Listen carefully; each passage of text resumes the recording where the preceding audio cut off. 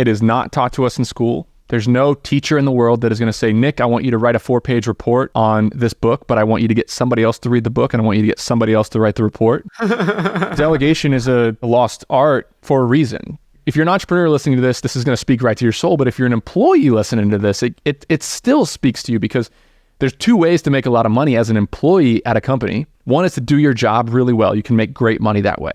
But if you want to get paid phenomenally well at a company, get other people to do their jobs well, to delegate to them, build teams, be able to manage people. They're the ones who are compensated the most. So this is the most powerful people in the world, in companies, in entrepreneurship, in management hierarchies at Fortune 500 companies, in government. They're all master delegators. The power flows up to the people who know how to delegate and control other people. Now, when it comes to delegation, there's 2 levels of delegation. Number 1 is just telling somebody what to do. Hey, Harry, I need help with X. Log in and do X. This is how you do it. Here's the directions. That's level number 1.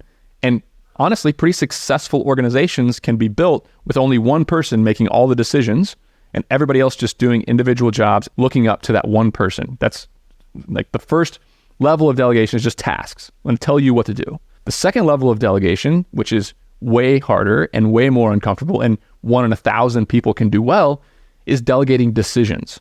Okay, so I'm not just going to tell Harry what to do. I'm going to tell Harry what needs done, and he's going to make decisions as they come, and he's going to solve problems, and he's going to answer people's questions, and he's going to live in a more dynamic situation where he's actually making decisions.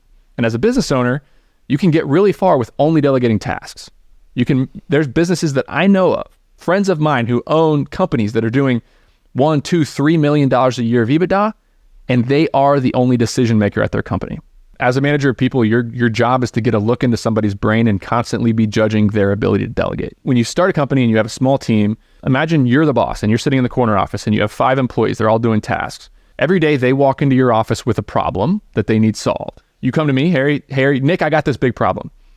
Okay, get out of my way. I'll solve the problem. That's the way most business owners do it. And they never start to trust their employees to actually make decisions and solve problems. But if you ask that employee a question, hey, how would you solve this problem? Here's the goals of the company. What do you think about it? And they start talking. That's when two things happen. Number 1, they get practice making decisions now. And number 2, you're getting to see right into their mind about how they make those decisions and start to build trust. Some of them are going to talk in circles and you're going to be like, okay, well, obviously they have absolutely no idea how to solve this problem.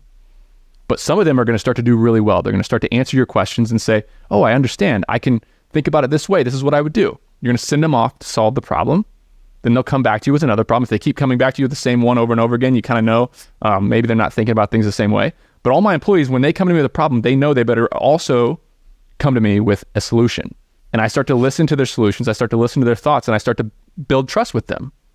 The more problems that they prove that they can solve, the more responsibilities I'll give. So it's absolutely an evolution where you're getting a look into the mind of your employees, seeing how they would solve problems by talking to them, working through it, and also having them bring solutions, and you can trust them more and more and more over time.